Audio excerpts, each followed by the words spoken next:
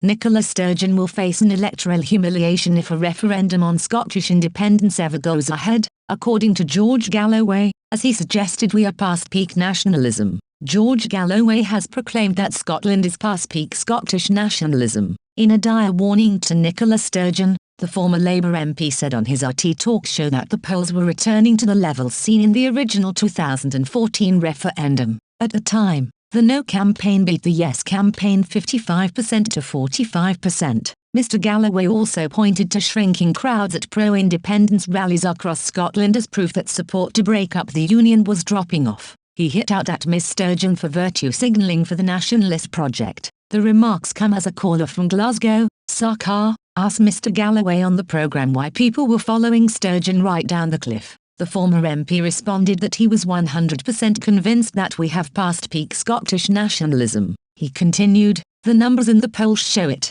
If you include the uncertain and don't knows in the polls, we are right back where we started 7 years ago. Those don't knows broke against independence 9-1 in the 2014 referendum. We are back to 55 to 45, maybe even 57 to 43. But you can measure it in another way. Demonstrations that 4 years ago were attracting 100,000 people are now scarcely attracting 1,000 people. For example, marches in Dundee that were bringing together 1,000 people, this year was fewer than 200. This comes as a leaked SNP email shows that the party's Commons leader Ian Blackford has urged colleagues to prepare for a new phase of independence campaigning this month. First Minister Nicola Sturgeon has said she wants Ref 2 to take place before the end of 2023, subject to the pandemic being over. Earlier this week, the SNP has posted a survey to homes in Edinburgh asking them to name their main worries about Scotland becoming independent. Issues posed include currency,